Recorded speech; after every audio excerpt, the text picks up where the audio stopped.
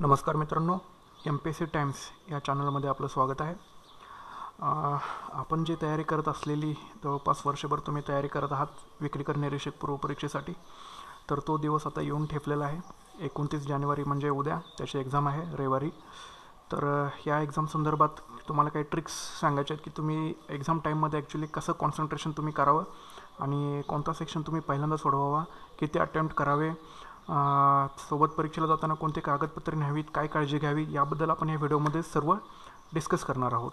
Okay, तर सुरुवातीला की आत्तापर्यंत तुमची सगळी रिव्हिजन झालेली असेल कदाचित सर्वजण वाचून, किंवा अजून काही काही जण पुस्तक हातामध्ये घेऊन बसले असतील, अजून त्यांचा थोडाफार पार्ट राहिला असेल, तर त्यांनी आज संध्याकाळी 10 वाजेपर्यंत तरी तो ॲटलिस्ट कंप्लीट करा. तिथून पुढे तुमची किमान 8 तासांची तरी व्यवस्थित झोप झाली पाहिजे की एक्झामला जेणेकरून तुमचं कॉन्सन्ट्रेशन हे टिकावं.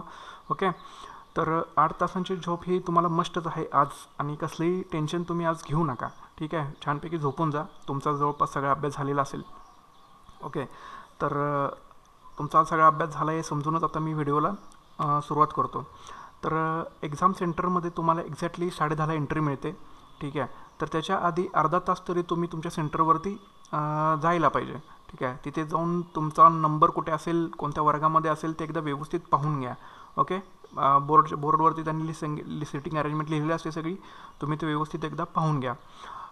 त्याच्यानंतर तुम्हाला समजा काही त्याच्यामध्ये प्रॉब्लेम आले तर तिथे बाहेर त्यांचा स्टाफ मेंबर वगैरे असतो, त्यांना विचारा की सीट नंबर एक्झॅक्टली कोणत्या फ्लोअरवरती आहे किंवा काय आहे. यासाठी तुम्ही आधी एक्झाम सेंटरवरती अर्धा तास तरी पोहोचायला पाहिजे. आता पुणे मुंबईसारख्या ठिकाणी कसं ट्रॅफिकचा इश्यू असतो, त्याच्यामुळे त्यांनी कदाचित जरा लवकर जर निघालं घरातून तर मला वाटतं की बऱ्यापैकी होऊन जाईल. ठीक आहे, सकाळी फक्त एकदा नाश्ता जर तुम्ही केला तर ठीक आहे, जास्त हेवी नाश्ता करू नका, नाहीतर तुम्हाला झोप येण्याची शक्यता असते तिथे. ओके, एक्झाम आपली एका तासाचीच एक्झाम आहे. 12 वाजता जर तुम्ही फ्री होणार आहे, त्याच्यानंतर तुम्ही काहीही खा आणि छानपैकी झोपून जा, काही प्रॉब्लेम नाही. उगाच याला त्याला विचारत बसू नका की माझं हे झालं, माझं ते झालं, माझं हे चुकलं, माझं ते चुकलं. ओके, तर हा नंतरचा पार्ट आहे, नंतर मी कवरच करेन. तर त्याच्या आधी तुम्हाला आता काय करावं लागेल सुरुवातीपासून सांगतो. कोणते डॉक्युमेंट्स तुम्हाला न्यायचे आहेत सोबत. तर हॉल तिकीट जर तुम्ही प्रिंटआउट काढलं असेल तर हॉल तिकीट एक तुमच्यासोबत घेऊन जा. ओके, त्याच्यानंतर आधार कार्ड असेल तुमचं, किंवा पॅन कार्ड असेल, पासपोर्ट असेल, किंवा इलेक्शन वोटिंग कार्ड असेल, म्हणजे हे जे डॉक्युमेंट्स आहेत त्याचे तुम्ही फक्त झेरॉक्स हे तुमच्या सोबत एक घेऊन जा. ठीक आहे, एक नसेल तर ॲटलिस्ट 2 तरी झेरॉक्स हे तुमच्यासोबत पाहिजेच. ते आजच्या आज तुम्ही तयारी करून ठेवा, उद्या सकाळीच्याला तर उगाच धडपड करत बसू नका. ओके, म्हणजे हे झालं डॉक्युमेंट्सचं, म्हणजे आधार कार्ड, पॅन कार्ड असेल, पासपोर्ट असेल, किंवा तुमचं ड्रायव्हिंग लायसन्स असेल, ही जी डॉक्युमेंट आहे ती तुमच्यासोबत एक त्यांना प्रूफ हा सबमिट करावा लागतो, ही तुमच्यासोबतच पाहिजेत. ठीक आहे, हे आजच तुम्ही तयारी करून घ्या. आणि सगळ्यांच्याकडे ब्लॅक पेन पाहिजे. Okay, black pen 2 black pen तुमच्यासोबत हवेत, ते तुम्ही सोबत घेऊन जा. एक समजा चालायचा बंद झाला तर दुसरा तुम्ही वापरू शकता. ठीक आहे, त्याचा एकच चालतो. काही काही जण ॲस्पिरंट्स असे असतात की एकच पेन हा जवळपास 6 ते 7 एक्झामला वापरतात, वर्षभर तोच वापरत असतात. फक्त एक्झामसाठी काय काय जणांचा लकीसुद्धा पेन असतो. बघा तुमचे लकी पेन कोणते आहेत, काय असतील ते तुमच्यासोबत पाहिजेत, ते तुम्ही घेऊन जाऊ शकता एक्झामला. ओके, लकी वगैरे आता ती नंतरचा विषय आहे, तो पुढचा भाग आहे आपला.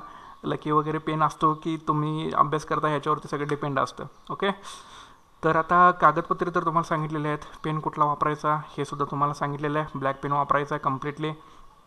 ठीक आहे, 10:30ला तुम्हाला आन्सर शीट ते तुम्हाला देतील हातामध्ये तुमच्या, त्याच्यावरती तुमचं सीट, बैठक क्रमांक, विषयाचा संकेतांक हे तुम्हाला सगळं, सेंटरचं नाव हे तुम्हाला सगळं व्यवस्थित फिलअप करावं लागेल. आणि मेन तेच आहे, ते तुम्ही चांगलं फिलअप करा. आन्सर शीट आधी चेक करा की कुठे फाटलेली वगैरे आहे का आन्सर शीट. ठीक आहे, कधी कधी ते फाटलेलीसुद्धा असते आन्सर शीट, ते तुम्ही एकदा व्यवस्थित चेक करा. त्याच्यानंतर व्यवस्थित फिलअप करा. जर नंबर जर तुम्ही टाकायला चुकला तर प्रॉब्लेम येऊ शकतो, त्याच्यामुळं व्यवस्थित त्याच्यावरती नंबर वगैरे ते तुम्ही चांगले व्यवस्थित फिलअप करा. ओके, ब्लॅक पेननं सगळं भरायचं आहे. तुमचे साईन व्यवस्थित त्याच्यामध्ये करा. ओके, आणि ते 5 ते 10 मिनटं जरी गेली तरी काही टेन्शन नाही आहे आपल्याला. पेपर ते 11 वाजता देणार आहेत, आणि डोळे झाकून ॲटलीस्ट थोडा वेळ तरी शांत बसा. ओके, उगाच इकडे तिकडे पाहत बसा नका, यार आपला मित्र आहे का नाही आपल्यासोबत, कुठे गेला आहे, त्याचा नंबर कुठं आला आहे, काय झालं आहे. ओके, आता हा विषय नाही आहे, कारण हे तुम्ही वर्षभर तुम्ही अभ्यास करताय, एकदा चान्स मिळणार आहे तुम्हाला. त्याच्यामुळे व्यवस्थित जरा रिलॅक्समध्ये राहा. ओके, 10-15 मिनटं तरी रिलॅक्समध्ये राहा. नंतर ते ज्यावेळी तुम्हाला पेपर देतील, कदाचित ते आधी पेपर देतात त्यावेळी तुम्हाला सील वगैरे फोडायचं नसतं, ठीक आहे. तरीसुद्धा काय काय सांगतात की सील फोडून बघा तुम्ही, म्हणजे ज्यावेळी एक्झॅक्टली टायमिंग होतं त्यावेळी तुम्ही सील फोडा, सगळे पेजेस वगैरे व्यवस्थित आहेत की नाही ते एकदा बघून घ्या. ओके, फक्त पेजेस व्यवस्थित आहेत की नाही एकदाच बघा, उगाच तिथे प्रश्न उत्तर लगेच तुम्ही बघायला सुरुवात करू नका, ठीक आहे. जर तुमची खात्री पटली की बाबा सगळं ठीक आहे, तर आधी क्वेश्चन पेपरवर तुमचा नंबर दिलेला असतो, तो नंबर अगदी तुम्ही तो व्यवस्थित भरा. ओके, आणि त्याच्यानंतर मग पेपर सोडवा. नंतर आता काय करायचं आहे की तुम्हाला पहिला सेक्शन कोणता सोडवायचा आहे, ज्याचा तुमचा अभ्यास अगदी व्यवस्थित झालेला आहे तो तुम्ही पहिला सेक्शन सोडवू शकता. म्हणजे फॉर एक्झाम्पल एखाद्याचा चालू घडामोडी त्यांनी अभ्यास चांगला केला आहे आणि मॅथचा अभ्यास चांगला केला आहे, त्यानंतर त्यांनी पहिल्यांदा चालू घडामोडी आणि मॅथचं क्वेश्चन्स आधी सोडवून घ्या पटकन, ठीक आहे. कुणी पॉलिटिक्सचा अभ्यास चांगला केला असेल पॉलिटिक्सचं सेक्शन घ्या, कुणी हिस्ट्रीचा अभ्यास चांगला केला असेल हिस्ट्री सोडवा आधी, कुणी इकॉनॉमिक्स चांगला केला असेल इकॉनॉमिक्स सोडवा, कुणी पंचायत राज व्यवस्थित केलं पंचायत राजचे क्वेश्चन्स बघा. म्हणजे तुमची ज्या विषयावरती कमांड आहे तो सेक्शन तुम्ही आधी सोडवा, ठीक आहे. आता ह्याच्यानंतरचा प्रश्न आपला असा उरतो की जर दोन उत्तरामध्ये कन्फ्युजन असेल तर ते कोणतं उत्तर त्यातलं बरोबर समजायचं आहे. आता फॉर एक्झाम्पल तुमचा जर अभ्यास म्हणजे झालेला आहे, म्हणजे 75% अभ्यास झाल्यानंच असं कन्फ्युजन असतं, 100% अभ्यास ज्यांनी केला आहे त्यांना हे कन्फ्युजन उरत नसतं, ठीक आहे. तरी पण तुम्हाला सांगतो, खाली ऑप्शन 4 पर्याय बघायचे, 4 पर्यायामध्ये कुठले तरी 2 ऑप्शन हे कॉमन असतात, ठीक आहे. तिसरा किंवा चौथा हा वेगळा असतो. तर जर कुठल्याही एका ऑप्शनमध्ये 3 ऑप्शन जर तुम्हाला एकत्र मिळत असतील, ठीक आहे, जर कन्फ्यूज असाल तर त्याच्यावरती तुम्ही टिक मार्क करून येऊ शकता, ठीक आहे. तर हे झालं प्रॉबेबल, कारण तिथे तुम्ही कन्फ्यूज आहे, मग याचे आपले चान्सेस वाढतात, ठीक आहे. तर असं या पद्धतीने तुम्ही बघा, पहिल्यांदा ऑप्शन्स बघा खाली 4 पर्यायामध्ये ABCD, AD म्हणजे त्यांनी काहीही दिलं असेल, ठीक आहे. 3 पर्याय जर ज्याच्यामध्ये असेल कन्फ्युजनमध्ये सेम, तर तिथे तुम्ही ते टिक मार्क तुम्ही करून येऊ शकता, ठीक आहे. तर याच्यानंतर पहिला राऊंड किती वाजेपर्यंत तुम्हाला ठेवावा लागेल, तर एकूण आपल्याला 60 मिनटं टायमिंग आहे. ओके, तर पहिला राऊंड जो ठेवायचा तुम्ही 25 मिनटाचा ठेवा, दुसरा राऊंड ठेवा 25 मिनटाचा, आणि शेवटचे 10 मिनटं याच्यासाठी ठेवा की आपल्याला समजा काय मिसिंग राहिलं का याच्यामध्ये, ओके, काय मिस आउट राहिलेलं आहे का, त्यासाठी तुम्ही 10 तरी मिनटं शेवटची ठेवली पाहिजे. समजा कुठं सायनिंग राहिलं असेल, परत एकदा नंबर तुमचा चेक करा व्यवस्थित, काय त्याच्यामध्ये समजा एखादा बुद्धिमत्ताचा इमिजिएटली आपल्याला काहीतरी क्लिक होत असतं कधी कधी, तर ह्याच्यावरती तुम्ही ते सोडवू शकता. आता ह्याच्यामध्ये तुम्हाला मी अजून एक ट्रिक सांगतो की समजा तुम्हाला उत्तर माहीत आहे पण तुम्ही चुकीच्या प्रश्नावरती गोल केलं आहे, ओके. म्हणजे फॉर एक्झाम्पल प्रश्न क्रमांक 1चं उत्तर 2 आहे हे तुम्हाला माहीत आहे, पण गडबडीमध्ये 3 वरती तुम्ही गोल केला, ओके. तर हा तर तुमचा मार्क जो आहे तो निगेटिव्हमध्ये कदाचित जाऊ शकतो. तर ह्याच्यापेक्षा तुम्ही एक काम करा की त्या 2 वरती अजून एकदा गोल करा, म्हणजे तो प्रश्नच तुमचा डायरेक्ट कॅन्सल होईल आणि तो निगेटिव्हमध्ये कदाचित जाऊ शकणार नाही, ठीक आहे. म्हणजे अशा पद्धतीनं तुम्ही ते हे व्यवस्थित करू शकता, काय प्रॉब्लेम नाही एवढा. आता एकूण किती प्रश्न सोडवायचे आणि किती अटेम्प्ट करावेत असा एक प्रश्न असतो. तर कट ऑफ जर बघितलं आपण तर 43-45च्या आसपास जातो, म्हणजे ओपन मेलबाबत मी सांगतोय, ओपन मेल कॅन्डिडेटचं, ठीक आहे. तर ह्या पद्धतीनं तुमचा जो अटेम्प्ट असेल तो ॲटलिस्ट एक 65च्या आसपास तरी तुमचा अटेम्प्ट असावा, ओके. 65च्या आसपास तुमचा अटेम्प्ट असला पाहिजे, आणि तो पण अटेम्प्ट असला पाहिजे की पहिले जे 30 ते 35 प्रश्न किंवा 40 प्रश्न असतील ते तुमचे ॲक्युरेटच पाहिजेत, आणि उरलेले जिथे कन्फ्युजन असाल तिथे तुम्ही बाकीचं हे करू शकता. पण ज्यांना काहीच माहीत नाही बाबा काय करायला पाहिजे आता, की आपलं तिथंपर्यंत पण जाऊ शकत नाही, काय करू शकत नाही, मग त्यांनी रिस्क घ्यायला काही हरकत नाही. म्हणजे रिस्क पण कशी घ्यायची तुम्हाला सांगतो. 5-5चे त्यांचे ब्लॉक असतात, ठीक आहे. तुम्ही एक ब्लॉक पकडत चला, म्हणजे 5-5चे जिथे ब्लॉक असतात तिथे समजा पहिल्या 5 आन्सर समजा तुम्ही 1 लिहिलं, दुसरा ब्लॉक पकडा 2 लिहा, तिसरा ब्लॉक पकडा 3 लिहा, चौथा ब्लॉक पकडा 4 लिहा. ज्यांचा काहीच अभ्यास झालेला नाही त्यांच्यासाठी हे सांगतो.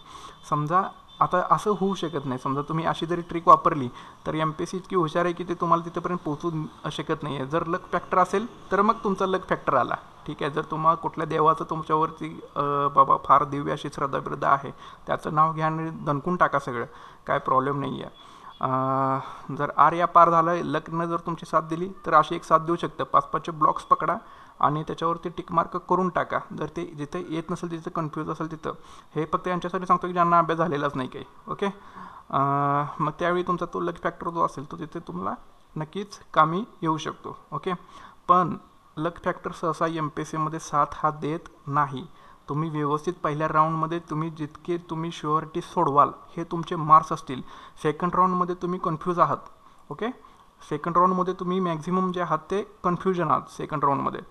तर कन्फ्यूज म्हणजे किती, ज्यांनी अभ्यास केला ते 75% मुलं याच्यामध्ये कन्फ्यूज असतील, पण ज्यांनी 100% केलं ते सुद्धा इथे कन्फ्युजन नसणार आहेत. ओके, आता फक्त उरला प्रश्न मॅथ्स आणि बुद्धिमत्तेचा. तर बऱ्याच ॲस्पिरंटचं मॅथ्स हे वीक असतं. ठीक आहे, तर त्यांचं जर मॅथ्स वीक असेल तर तुम्ही बुद्धिमत्तेला वेळ घालवा, मॅथ्समध्ये वेळ घालवू नका. कारण वेळ फक्त 60 मिनिटाचा आहे. जर तुम्हाला एक गणित सोडवायला जर 4-5 मिनिटं लागली तर बाकीच्याला वेळ तुम्ही कधी देणार. ओके, त्यापेक्षा तुम्ही बुद्धिमत्तेला वेळ द्या ना. तिथे तुम्हाला 3 ते 4 जरी सुटले तरी तुमचे प्लस झाले याच्यामध्ये. तर त्या अशा पद्धतीनेही तुम्ही उद्या स्ट्रॅटेजी राबवा. ओके, काहीसुद्धा टेन्शन घेऊ नका. आरामामध्ये पेपर सोडवा. आरामामध्ये म्हणजे वेळेच्या बंधनामध्ये पेपर सोडवा मेन म्हणजे. ओके, आणि आज रात्री तुम्ही अगदी व्यवस्थित झोप घ्या. ओके, आणि अजिबात तुम्ही असा विचार करू नका की भरपूर मुलं बसलेले आहेत एक्झामला वगैरे काय. हे लक्षात घ्या, ही स्पर्धा जी आहे ती तुमच्यासोबतच आहे. ओके, सगळ्यांना प्रश्नसुद्धा सारखेच आहेत, फक्त तुम्ही त्या विषयाला किती न्याय दिला ह्याच्यावरती आता सगळं अवलंबून असणार आहे. ठीक आहे, तेव्हा नक्कीच तुम्हाला पेपर हा चांगला जाईल अशी मी आशा व्यक्त करतो. तुम्हाला समजा अजून काही क्वेरीज असतील तर आज ह्या व्हिडिओच्या खालती तुम्ही कॉमेंटमध्ये लिहू शकता, पाठवू शकता. त्याचं तुम्हाला निरसन केलं जाईल. ठीक आहे, आणि सगळ्यांना म्हणजे एक काम करा की फक्त तुम्ही जे आता ज्यांच्याकडे कॉन्फिडन्स आहे, म्हणजे जे आशावादी लोक आहेत त्यांच्याच तुम्ही सानिध्यामध्ये आज तरी राहा. निदान ॲटलिस्ट एक्झाम होईपर्यंत तरी आशावादी लोकांच्या सानिध्यामध्ये राहा. निगेटिव्ह थिंकिंग करणारी पण मुलं भरपूर आहेत, त्यांच्या नादाला न लागलेलंच बरं. ओके, कारण तुम्हाला काहीतरी पोस्ट मिळवायचं आहे. ओके, तुम्हाला सेटल व्हायचं आहे लाईफमध्ये. ह्या पद्धतीनेच तुम्ही विचार करून चला. चांगलंच विचार करा, चांगलंच होईल. आणि तिथे प्रश्न पण तिथेच आहे, उत्तर पण तिथेच आहे. फक्त थोड्यासा डोक्याला चालना द्यायचं काम असतं आणि ते तुम्ही नक्कीच चांगलं देऊ शकता. तुम्हाला सांगितलेसुद्धा आहे. ऑप्शनमध्ये कन्फ्यूज असेल तर कसं करायचं. ठीक आहे, कुठला सेक्शन कसा वाचायचा आहे, काय करायचं. जरी बेसिक तुमचं व्यवस्थित झालं असेल तरीसुद्धा तुम्हाला तिथे प्रश्न बऱ्यापैकी सुटू शकतात. फक्त गेसिंग करण्याची क्षमता तुमच्याकडे चांगली पाहिजे. ठीक आहे, तर अशा पद्धतीनं उद्याची तुम्ही एक्झाम चांगली द्यावी असं मी आशा व्यक्त करतो. काही शंका असतील तर नक्कीच कॉमेंट बॉक्समध्ये विचारा. तुम्हा सर्वांना MPSC टाइम्स आणि माझ्याकडून खूप खूप शुभेच्छा. नक्कीच तुम्हाला हा पेपर चांगला जाईल. पेपर ज्यावेळी हातामध्ये येईल माझ्या त्यावेळी आपण त्याच्यावरती चर्चाही करूच. ओके, तर पुन्हा एकदा तुम्हाला शुभेच्छा देतो आणि आपला हा व्हिडिओ इथेच थांबवतो. Okay, thank you and all the best.